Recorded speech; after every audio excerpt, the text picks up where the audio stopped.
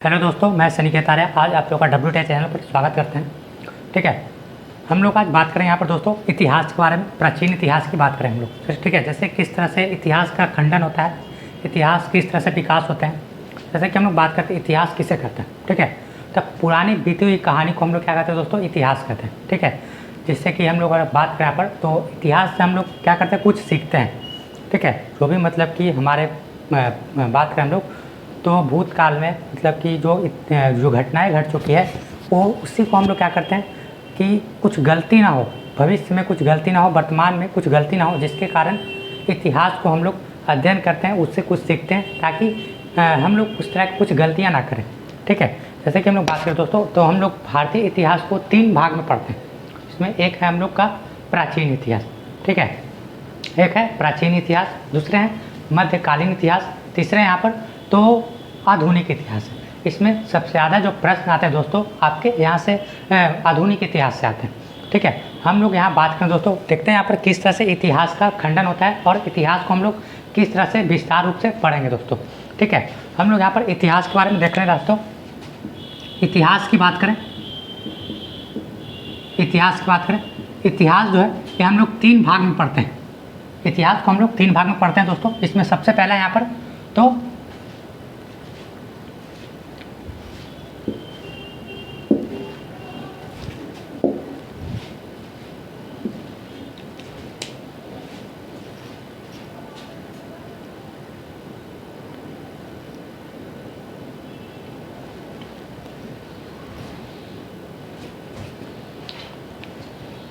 हम लोग देखेंगे दोस्तों यहाँ पर इतिहास को हम लोग 3 भाग में पढ़ते हैं। इसमें सबसे पहले आते हैं यहाँ पर दोस्तों तो प्राचीन इतिहास।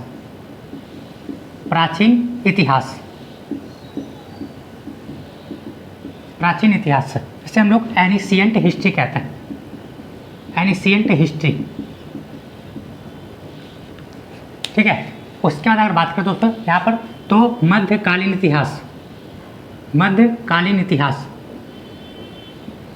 मध्यकालीन इतिहास जिसे हम लोग मेडाइवल हिस्ट्री कहते हैं। ठीक है, मेडाइवल हिस्ट्री। नेक्स्ट यहाँ पर तो आधुनिक इतिहास, आधुनिक इतिहास जिसे हम लोग मॉडर्न हिस्ट्री कहते हैं, मॉडर्न हिस्ट्री। धीरे धीरे हम लोग इस सब के बारे में जानेंगे दोस्तों कि कहा जाता है कि प्राचीन इतिहास को खासकर ब्राह्मण वेदों का इतिहास कहा जाता है, वेद व्यास ब्राह्मण ये सब का इतिहास कहा जाता है। ठीक है, इसमें खासकर इसमें तो ब्राह्मण धर्म का वर्चस्व रहता है। धीरे धीरे देखेंगे कि ब्राह्मण धर्म में, सनातन धर्म में कुछ बुराइयाँ आती है, कुछ त्रुटियाँ रहती हैं। ठीक है, मतलब जिसके कारण क्या होता है कि वहाँ के जो साम्राज्य मतलब कि वहाँ के जो जनता आते हैं उससे नाखुश रहते हैं। ठीक है, खासकर वहाँ के उस प्राचीन इतिहास में वहाँ की जो महिलाएं होती है वो इस धर्म से मतलब कि संतुष्ट नहीं रहती है, जिसके कारण कई सारे धर्म उभर कर आते हैं। ठीक है, इसमें खासकर बौद्ध धर्म और जैन धर्म व्यापक रूप से प्रचलन होते हैं। ठीक है, आगे के हम लोग देखें दोस्तों, जब उसमें बुराई आती है तो कहा जाता है कि अगर किसी में कुछ ज़्यादा मतलब कि कोई बुराई अगर प्रकाष्ठा पर पहुँच जाती है तो उसमें मतलब कि परिवर्तन लाना बहुत ही ज़रूरी है दोस्तों। कहा जाता है यहाँ पर कि परिवर्तन ही संसार का नियम है।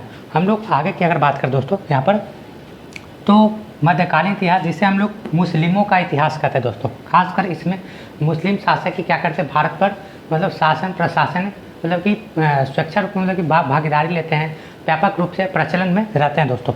इस तरह से हम लोग देखेंगे यहाँ पर मध्यकालीन इतिहास। मध्यकालीन इतिहास में ही एक राजा थे जिनका नाम था दिल्ली, मतलब कहा जाता है कि अगर बात करें दोस्तों यहाँ पर तो मध्यकालीन इतिहास में एक प्रतापी राजा थे, जो अंतिम प्रतापी राजा थे जिनका नाम था औरंगजेब।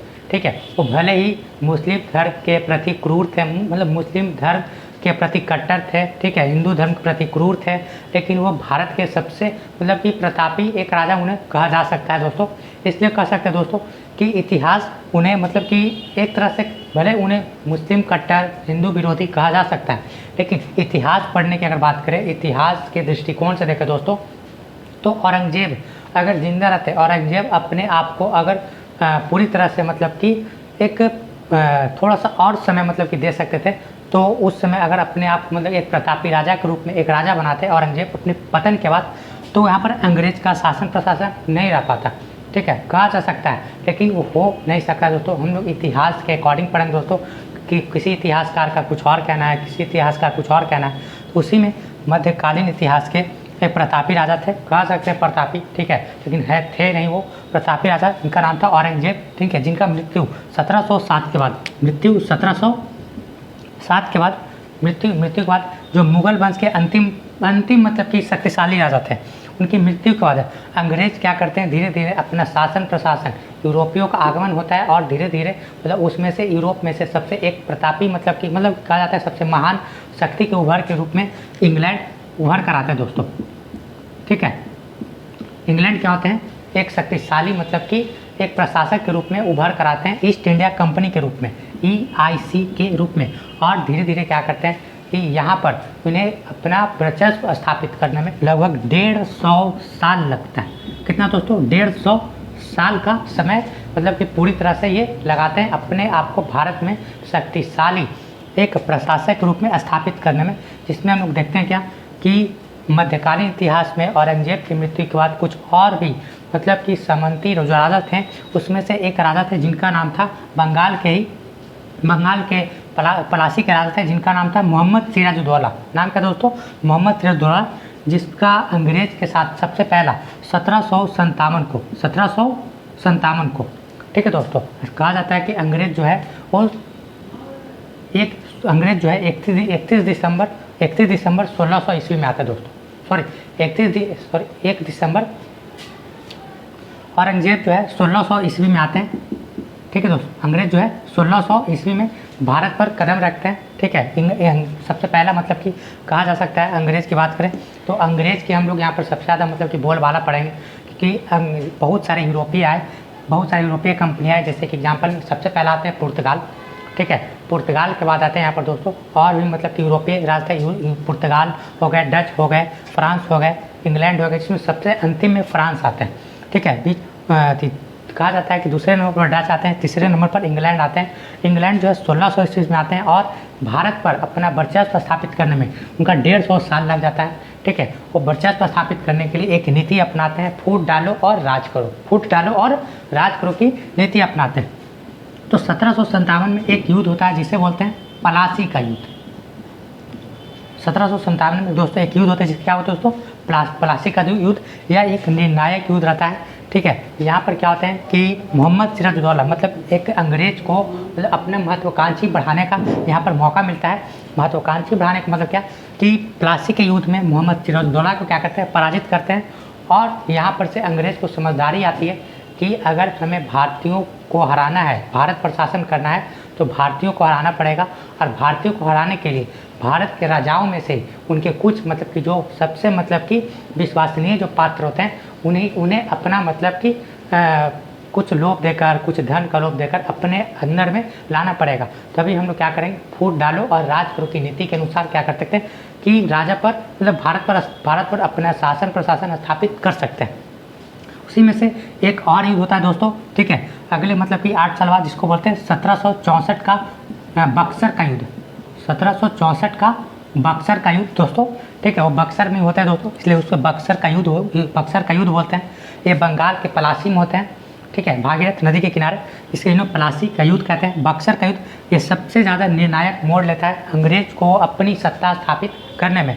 यहाँ पर खासकर भारत के 3 प्रमुख राजा यहाँ पर क्या होते हैं कि अंग्रेज के विरुद्ध लड़ाई लड़ते हैं और वो पराजित हो जाते हैं। बक्सर के युद्ध में अंग्रेज को सबसे बड़ी कामयाबी मिलती है, जिसके कारण धीरे धीरे अंग्रेज अब क्या करते हैं कि अनेक भारतीय राजाओं को, ठीक है, अनेक भारतीय मतलब कि जो राजाएं थे उन्हें अब परास्त करना, हराना और उनसे अपनी संधि स्वीकार करवाकर अपने आप को वहां सत्ता स्थापित करना सफल होते हैं। ये इनका समय टोटल 150 साल लग जाता है अपने आप को स्थापित करने में, और एक कंपनी के रूप में आती है जिसका नाम है ईस्ट इंडिया कंपनी, और वो अपना स्थापित कर एक इंग्लैंड ब्रिटिश शासन स्थापित कर डालते हैं, ठीक है। इस तरह से क्या होता है, इतिहास का खंडन होता है और इतिहास को हम लोग धीरे धीरे पढ़ेंगे। हम लोग धीरे धीरे सब चीज़ के बारे में जानेंगे दोस्तों। पहले प्राचीन इतिहास, मध्यकालीन इतिहास, उसके बाद आधुनिक इतिहास के बारे में जानेंगे दोस्तों, ठीक है। कहा जाता है कि आधुनिक इतिहास की हम लोग बात करें तो आधुनिक इतिहास भी जो है यहाँ पर ये 2 भाग में बटे हुए थे। एक अंग्रेज का इतिहास और एक गांधी युग। ठीक है, अंग्रेज क्या होते हैं 150 साल अपना शासन स्थापित करने में लगाते समय है। ठीक है, ये 150 साल मतलब कि 1764 के बाद ये टोटल शासन 1947 तक अपने आप को वर्चस्व जमाए रखते हैं। ठीक है, इन्हीं में क्या होते हैं एक पार्टी और एक महान व्यक्ति जिनका नाम है हम लोग, एक पार्टी जिनका नाम है कांग्रेस। पार्टी का नाम है दोस्तों कांग्रेस पार्टी, कांग्रेस पार्टी, और एक है महात्मा गांधी। ठीक है, ये दोनों मिलकर क्या करते हैं भारत को अंग्रेज से आज़ादी दिलाने में सफलता मतलब कि सहायता करते हैं, सफलता दिलाते हैं। ठीक है, इस तरह से अंग्रेज को मतलब गांधी जी अपने आप को मतलब कहा जाता है कि 1915 से लेकर 1947 तक के युग को गांधी युग कहा जाता है, जिसमें इसलिए कहा जाता है क्योंकि 1915 में गांधी जी आए और भारत को पहले जाने बूझे, उसके बाद 1947 तक प्रत्येक साल किसी न मतलब कि हर एक साल किसी न किसी तरह का एक नया आंदोलन, सत्याग्रह और अपने स्वरूप को मतलब कि ढालते गए गांधी जी और नए नए आंदोलन की प्रक्रिया को शुरू किए। ठीक है, जिसके विरुद्ध में अंग्रेज को मतलब अंग्रेज के विरुद्ध में शुरू किए, जिसके साथ अंग्रेज को क्या करना पड़ा गांधी जी के सामने मतलब कि अपने आप को आत्मसमर्पण कर भारत की सत्ता को भारतीयों के हाथ में सौंप कर उन्हें 1947 में भारत को छोड़कर जाना पड़ा।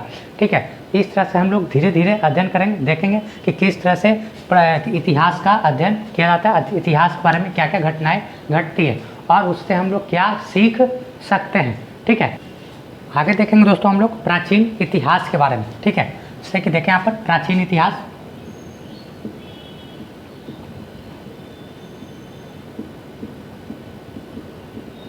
जिसे हम लोग एनिशिएंट हिस्ट्री भी कहते हैं। प्राचीन इतिहास को हम लोग एनिशिएंट हिस्ट्री कहेंगे, एनिशिएंट हिस्ट्री।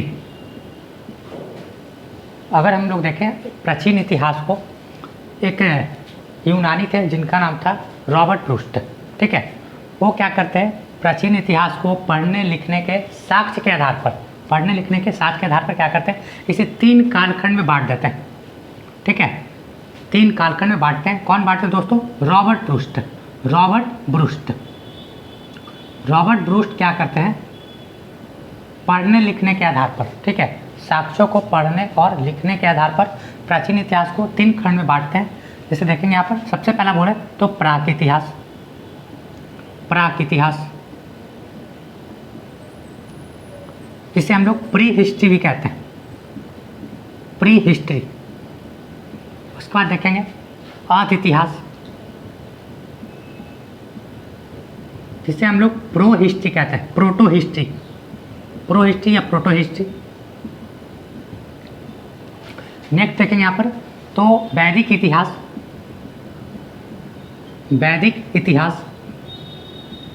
ठीक है, जिसे हम लोग वैदिक पीरियड कहते हैं। हम लोग वैदिक पीरियड कहेंगे दोस्तों। यहाँ पर क्या करते हैं, ये पढ़ने लिखने के साक्ष्य के आधार पर प्राचीन इतिहास को 3 खंड में बांटा जाता है दोस्तों। ठीक है, तो बांटने का काम कौन करते हैं? रॉबर्ट ब्रूस्ट। ठीक है, आगे हम लोग देख रहे थे यहाँ पर तो प्राचीन इतिहास को 3 खंड में बांटा गया, प्राक इतिहास, आदि इतिहास और एक वैदिक इतिहास। इसको बांटने का श्रेय किन्हें जाता है दोस्तों? रॉबर्ट ब्रूस्ट को। रॉबर्ट ब्रूस्ट को कहा जाता है प्राक इतिहास का पिता भी कहा जाता है। रॉबर्ट ब्रूस्ट को क्या कहते हैं? प्राक इतिहास का पिता भी कहा जाता है, क्योंकि इन्होंने क्या किया कि पढ़ने लिखने के साक्ष्य के आधार पर प्राचीन इतिहास को 3 भाग में बांट दिया। आगे हम लोग देखेंगे तो पुरातत्व के आधार पर, मतलब पुरातत्व साक्ष्यों के आधार पर एक जेम्स थॉमस होते हैं जो क्या करते हैं कि उसे भी इतिहास को 3 खंड में बांटने हैं। ठीक है, पुरातत्व औजारों के आधार पर हम लोग यहाँ देख रहे हैं। यहाँ पर तो रॉबर्ट ब्रूस्ट के अनुसार तो प्राचीन इतिहास को 3 खंड में बांटा गया, एक प्राक इतिहास, एक आदि इतिहास और एक वैदिक इतिहास। आगे हम लोग देखें यहाँ पर तो प्राक इतिहास की बात करें यहाँ पर तो साक्ष्य के आधार पर देखेंगे प्राक इतिहास में। तो प्राक इतिहास में न साक्ष्य था, ना ही साक्ष्य था और ना ही यहाँ पर पढ़ सकते थे। जब साक्ष्य नहीं रहेगा तो हम लोग क्या करेंगे? पढ़ भी नहीं सकते हैं दोस्तों। हम लोग यह ध्यान देंगे क्या कि प्राचीन इतिहास में एक प्राक इतिहास है। ठीक है, कहा जाता है कि मानव जो है सबसे ज़्यादा समय जो है प्राक इतिहास काल में ही बिताते हैं। ठीक है, क्योंकि यहाँ पर देखिए बात करें यहाँ पर तो रॉबर्ट ब्रूस्ट को प्राक इतिहास का पिता भी कहा जाता है। यहाँ पर ना साक्ष्य था ना ही हम लोग यहाँ पढ़ सकते हैं। नेक्स्ट आते हैं आदि इतिहास। आदि इतिहास में साक्ष्य था, आदि इतिहास की बात करें दोस्तों, साक्ष्य था लेकिन पढ़ नहीं सकते थे, ठीक है। क्योंकि पढ़ने के लिए मतलब कि एक उस समय मतलब कि अभी के समय और उसके अनुरूप एक भाषा होनी चाहिए, क्योंकि उस समय जो एक लिपि लिखी जाती थी उसे भाव चित्रात्मक लिपि भी कहते हैं। ठीक है दोस्तों, भाव चित्रात्मक लिपि कहते हैं।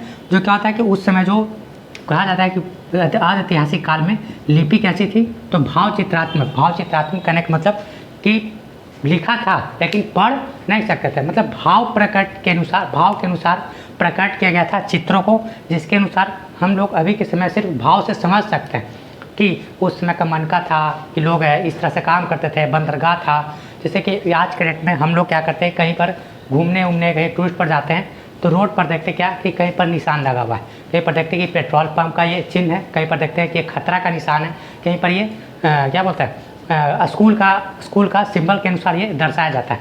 तो उसी तरह से उस समय एक भाव चित्रात्मक था, चित्रों को भाव में प्रकट किया जाता था। आदि ऐतिहासिक काल में साक्ष्य था लेकिन पढ़ नहीं सकते थे। वैदिक काल में बात करें तो यहाँ साक्ष्य भी है दोस्तों, यहाँ साक्ष्य भी है, लेकिन यहाँ साक्ष्य भी है और पढ़ भी सकते हैं, साक्ष्य भी और पढ़ भी सकते हैं दोस्तों। ठीक है, आगे देखेंगे दोस्तों, तो आगे देखें हम लोग वैदिक इतिहास में। वैदिक इतिहास को हम लोग ब्राह्मणों का इतिहास या फिर सनातन धर्म हम लोग इसमें सबसे ज़्यादा बोलबाला था। ब्राह्मण धर्म और सनातन धर्म का सबसे ज़्यादा बोलबाला रहने के कारण क्या होती है कि वैदिक इतिहास में बहुत सारी त्रुटियाँ उत्पन्न होती है। खास करके महिलाओं के साथ उसमें दुर्व्यवहार होता था, महिलाओं को नीचा दिखाया जाता था, महिलाओं को किसी भी धर्म में, शास्त्र में, वैदिक कर्म कांड में भाग लेने की अनुमति नहीं थी। ठीक है, उस समय का जो वैदिक इतिहास का जो समाज था वो पितृसत्तात्मक था। ठीक है, जैसे कि बात करें यहाँ पर तो आदि ऐतिहासिक काल, यहाँ की जो बात करें यहाँ पर जो समाज था यह मातृ सत्तात्मक था, क्योंकि यहाँ पर एक इतिहास पढ़ना जिसको बोलते हैं सिंधु घाटी सभ्यता, यहाँ पर पाषाण काल के बारे में अध्ययन करना, यहाँ पर सिंधु घाटी सभ्यता के बारे में जो एक मातृ सत्तात्मक थी, यहाँ पर के जो साक्ष्य थे लेकिन पढ़ नहीं सकते थे, क्योंकि इसकी लिपि जो कैसी थी, भाव चित्रात्मक। क्वेश्चन पूछा जाता है कि सिंधु काल में मतलब सिंधु घाटी सभ्यता में लिपि कैसी थी, तो भाव चित्रात्मक। ठीक है, मतलब साक्ष्य था, पढ़ नहीं सकते थे। यहाँ साक्ष्य भी था और पढ़ भी सकते थे। बहुत सारे वेदों का यहाँ पर क्या होता है कि वेद का रचना किया जाता है, इसलिए इसे वैदिक इतिहास भी कहते हैं। वेद की रचना करने वाले एक ऋषि थे जिनका नाम था महर्षि कृष्ण द्वैपायन वेदव्यास। ठीक है दोस्तों, यहाँ पर देखेंगे यहाँ पर कि वेदों का रचना करते हैं एक ऋषि होते हैं जिनका नाम है महर्षि कृष्ण द्वैपायन वेदव्यास, जिसके कारण जैसे जैसे ये विस्तार होता है, वैदिक इतिहास का खंडन होता है। इस तरह देखेंगे कि वैदिक इतिहास में दो धर्म का बोलबाला था, एक सनातन धर्म, फिर बाद में देखते हैं ब्राह्मण धर्म।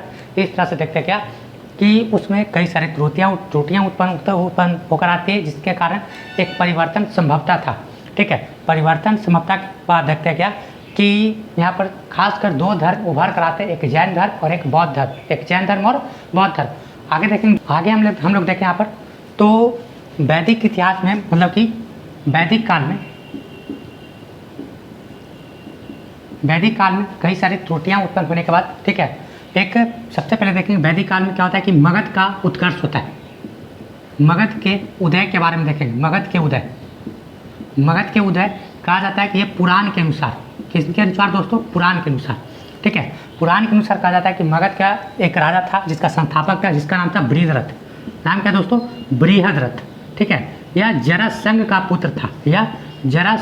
पुत्र था, जो एक क्या बोलते हैं, ये महाभारत काल में एक शीर्षक रूप में हम लोग इसे देख सकते हैं, एक रोल निभाया थी। जरासंध में इनका जरासंध का महाभारत में बहुत बड़ा योगदान था, जिन्होंने भगवान कृष्ण से युद्ध लड़े। उसके बाद हम लोग देखेंगे कि मगध का संस्थापक होता है, मगध के संस्थापक पुराण के अनुसार कौन होते हैं, बृहद्रथ। इस तरह से हम लोग देखेंगे वैदिक काल में क्या होते हैं, दो धर्म उभर कर आते हैं, एक जैन धर्म, एक बोले बौद्ध धर्म। ठीक है, जैन धर्म और एक बौद्ध धर्म, बौद्ध धर्म उभर कर आते हैं, जिसके कारण क्या होता है कि इसमें कुछ अच्छाइयाँ थी, जो कई सारे राजा इसका क्या करते हैं, कई सारे वंश इसको अपनाते भी हैं। ठीक है, मगध उदय के बाद देखेंगे कि जैन धर्म और बौद्ध धर्म के अनुसार क्या होता है कि कई सारे वंश उभर कर आते हैं, जिनमें सबसे पहला वंश होता है हर्यंक वंश। पहले वंश कौन होते हैं दोस्तों, हर्यंक वंश। ठीक है, उसके बाद बोले तो शिशुनाग वंश। ठीक है, शिशुनाग वंश। उसके बाद देखेंगे तो नंद वंश, नंद वंश के बाद देखें यहाँ पर तो मौर्य वंश, मौर्य वंश, ठीक है। मौर्य वंश के बाद देखें दोस्तों तो शुंग वंश, कण्व वंश, उसके बाद सातवाहन वंश। इस तरह से मगध पर टोटल 7 वंश क्या करते हैं, शासन करते हैं, ठीक है। 7 वंश क्या करते हैं दोस्तों, शासन करते हैं। अगर इसको याद करना तो एक ट्रिक है, हसीन माशूका एक साथ हसीन कहा जाता है, तो एक ट्रिक है हसीन माशूका, हसीन माशूका एक साथ कह सकते हैं यहाँ पर। ह से हरेक वंश, शिशुनाग वंश, नंद वंश, मौर्य वंश, शुंग वंश, कण्व वंश और एक सातवाहन वंश, ठीक है। इसका कोई महत्व नहीं है, देखेंगे यहाँ पर। तो इस तरह से मगध पर, ठीक है, मतलब जिस तरह से वैदिक काल की बात करें तो वैदिक काल के बाद क्या होता है कि कुछ कुरीतियाँ उत्पन्न होती है, जिसके कारण 2 धर्म उभर कर आते हैं, जैन धर्म, बौद्ध धर्म। उसके बाद 7 वंश उभर कर आते हैं, जिसका नाम है हर्यंक वंश, शिशुनाग वंश, नंद वंश, मौर्य वंश, ठीक है, कण्व वंश, शुंग वंश, सातवाहन वंश। पूछा जाता है क्वेश्चन दोस्तों एग्जाम में अक्सर कि मगध पर टोटल कितने शासक प्राचीन काल में शासन करते हैं। उस पर कौन हो जाएंगे दोस्तों, टोटल 7। टोटल कितने दोस्तों, 7 याद करने के लिए क्या ट्रिक याद करने, हसीन माशूका एक साथ, ठीक है। हम लोग थोड़ा सा देखेंगे कि जिस तरह से क्या होता है कि हर्यंक वंश, शिशुनाग वंश, नंद वंश, इस तरह से ये लोग क्या करते हैं, खासकर हर्यंक वंश के जो संस्थापक होते हैं बिंबिसार, ये सबसे पहले बौद्ध धर्म को संरक्षण देना शुरू करते हैं, बौद्ध धर्म को मानते हैं, ठीक है। अब बौद्ध धर्म को मानते हैं इससे क्या होता है कि बिंबिसार एक सफल राजा और एक प्रतापी राजा थे, जो क्या कहते हैं कि सबसे पहले युद्ध में उन्होंने हाथी और क्या बोलते हैं औजार का, मतलब कि हाथी का और क्या बोलते हैं तोप का प्रयोग किए थे। इस तरह से क्या होता है कि बिंबिसार का एक समय आते आते क्या होता है, उनके पुत्र अजातशत्रु क्या करते हैं, इनकी हत्या कर देते हैं। अजातशत्रु के बाद उनके बेटे होते हैं उदयन, अजातशत्रु की हत्या कर देते हैं। इस तरह से हर्यंक वंश को पितृ हत्या वंश भी कहते हैं, जो कि हम लोग अक्सर एग्जाम के प्रश्नों में देखते हैं, पूछा जाता है कि मगध का कौन सा वंश है जिसे पितृ हत्या वंश के नाम से जानते हैं, वो कौन सा, हर्यंक वंश है, ठीक है दोस्तों। आगे देखेंगे यहाँ पर तो ये हर्यंक वंश, शिशुनाग वंश, नंद वंश, खासकर ये लोग बौद्ध धर्म को सबसे ज़्यादा वर्चस्व देते हैं, बौद्ध धर्म को ज़्यादा मानते हैं। उसके बाद आते हैं मौर्य वंश, ठीक है। जब नंद वंश का क्या होता है कि नंद वंश का सबसे क्रूर राजा जिसका नाम था घनानंद, ठीक है, अंतिम राजा था, ठीक है। तो क्या होता है कि मगध पर पूरी तरह से मतलब कि एक तरह से भ्रष्ट राजा हो चुका था। चाणक्य उन्हें क्या किया, आँख फोड़ने गए तो चाणक्य को उन्हें बेइज्जत करके धक्का देकर भगा दिया गया। चाणक्य क्या करते हैं, एक नॉर्मल से, ठीक है, सामान्य से बच्चे को मौर्य वंश का एक पूरे प्रतापी, पूरे भारतवर्ष का एक राजा बनाने का प्रयास करते हैं और वो सफल होते हैं, ठीक है। और एक वंश का स्थापित करता है वो, जिसका नाम है मौर्य वंश। मौर्य वंश एक ऐसा वंश है जो पूरे भारतवर्ष को शासन करता है, सिर्फ कुछ दक्षिण भारत और कुछ उत्तर भारत के राज्यों को छोड़ करके। आगे देखेंगे मौर्य वंश के बाद क्या होता है, मौर्य वंश के पतन के बाद मौर्योत्तर काल कहा जाता है, जो शुंग वंश, कण्व वंश, सातवाहन वंश जो वापस क्या होते हैं ब्राह्मण धर्म में, वो स्वचालित रूप से चलने लगते हैं। खासकर शुंग धर्म जो सबसे बड़ा ब्राह्मण धर्म होता है, कि कहा जाता है कि इसमें एक ब्राह्मण थे जिनका नाम था पतंजलि, जिन्होंने अश्वमेध यज्ञ करवाया था, ठीक है। आगे के हम लोग देखेंगे कि किस तरह से मौर्योत्तर के बाद क्या होता है, और मौर्योत्तर के पहले थोड़ा सा कुछ और बात को हम लोग जानेंगे दोस्तों यहाँ पर, ठीक है। दोस्तों यहाँ पर हम लोग एक मौर्य वंश को देखेंगे थोड़ा सा। मौर्य वंश के पहले और मौर्य वंश के बाद, मौर्य वंश के पहले 2 विदेशी आक्रमण होते हैं, 2 विदेशी आक्रमण, एक ईरान और एक यूनान। ईरान से डेरियस शासक और यूनान से सिकंदर, जो क्या करते हैं कि मगध पर आक्रमण करते हैं, ठीक है, अपने साम्राज्य विस्तार के लिए मगध पर क्या करते हैं, आक्रमण करते हैं। यूनान के समय जो थे नंद वंश का शासन हुआ करता था, जिसका राजा तो था घनानंद था। मौर्य वंश के पहले, मौर्य वंश के बाद क्या होता है कि 4 विदेशी आक्रमण होते हैं, 4 विदेशी आक्रमण। उसमें याद रखेंगे ISPK, याद रखेंगे दोस्तों ISPK, आई से इंडो यूनान, ठीक है दोस्तों। सा से शक, पल्लव, कुषाण, शक, पल्लव और कुषाण। इस तरह से देखते क्या कि ब्राह्मण धर्म का वर्चस्व चलते चलते क्या होता है, कि यहाँ पर क्या होता है कि 4 विदेशी शासक भी मगध पर शासन करते हैं, ठीक है, जिसमें इंडो यूनान हो गए, शक हो गए, पल्लव हो गए, कुषाण हो गए।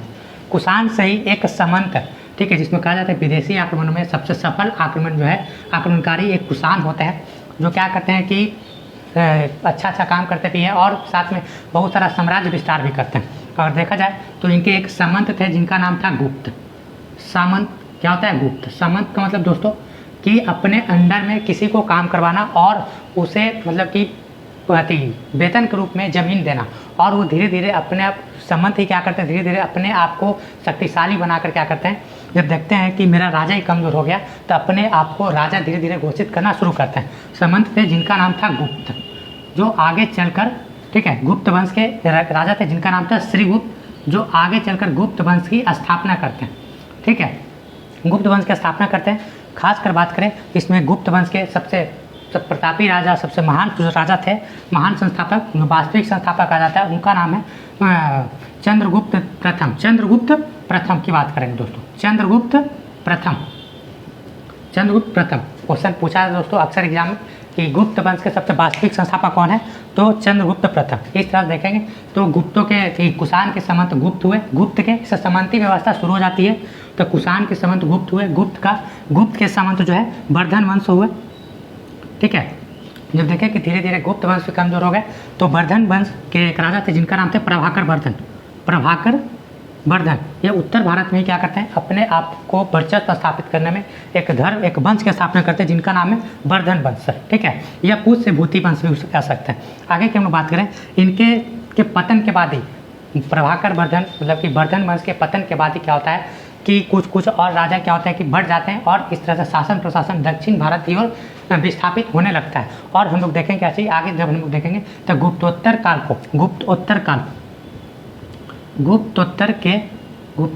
की बात करें, गुप्तोत्तर काल में क्या होता है कि कई सारे और राजा आते हैं, बकाटक राजा, ठीक है, सतवाहन शासक को गुप्तोत्तर काल में पढ़ा जाता है दोस्तों। नेक्स्ट यहाँ पर हम लोग और थोड़ा सा धीरे धीरे अध्ययन करेंगे तो दक्षिण भारत को पढ़ाएंगे तो संगम कालीन इतिहास के बारे में पढ़ेंगे। दक्षिण भारत के इतिहास को हम लोग संगम का इतिहास भी कहते हैं, जिसमें कई सारे योग्य राजा, कई सारे वंश भी स्थापन हुए। हम लोग देखेंगे दोस्तों इस तरह से हम लोग देखेंगे क्या प्राचीन इतिहास का खंडन इस तरह से करेंगे। लास्ट हम लोग गुप्तोत्तर काल तक हम लोग प्राचीन इतिहास को लेकर चलेंगे दोस्तों, ठीक है। हम लोग मिलते हैं दोस्तों नेक्स्ट वीडियो में। आप लोग को समझ में आए तो आप लोग वीडियो को शेयर करें, लाइक सब्सक्राइब करें, ठीक है।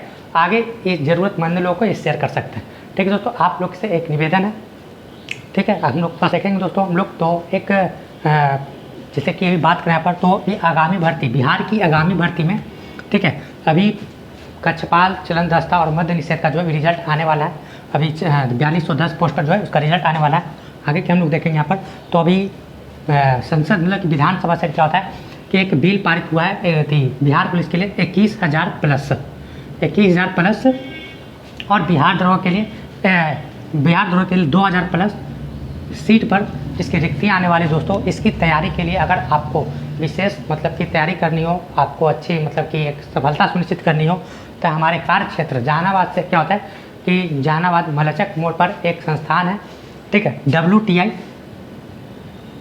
WTI जो अनिकेत सर के मार्गदर्शन में क्या होता है कि बिहार पुलिस का एक विशेष रूप से मतलब तैयारी कराई जाती है। आपको 90% आपका सिलेबस कंप्लीट कराकर आपको मतलब कि पूर्ण रूप से सफल बनाने का यहाँ पर काम किया जाता है, ठीक है। अगर आपको यहाँ पर बिहार पुलिस की मतलब कि एक सुनिश्चित तैयारी करनी हो, सफलपूर्वक तैयारी करनी हो तो आप WTI संस्थान ऑफलाइन बैच ज्वाइन कर सकते हैं दोस्तों, ठीक है, जिसका फ़ी लगभग 199 रुपीज़ है, ठीक है। लिंक हमारे नंबर हमारे स्क्रीन पर दिया हुआ है दोस्तों। हम लोग आगे क्या अगर देखें तो 21,000 पोस्ट पर वैकेंसी आने वाली है। आप लोग इसे ये मतलब नहीं सोचे कि हाँ कि वैकेंसी आएगी, फॉर्म भराएगा तब तैयारी करेंगे, ठीक है। इस तरह से बच्चे क्या होते हैं प्रतियोगिता से इस तरह से क्या होता है बच्चे क्या होता है कि असफल होकर मतलब कि पीछे छूट जाते हैं, ठीक है। आपको तैयारी को अपनी तैयारी में क्या करना है कि पूर्ण रूप से मतलब कि सफलता पानी हो तो आप ऑफलाइन मतलब हमारे ऑफलाइन इंस्टीट्यूट में मतलब कि अपना बिहार पुलिस बैच ज्वाइन कर सकते हैं, जिसका भी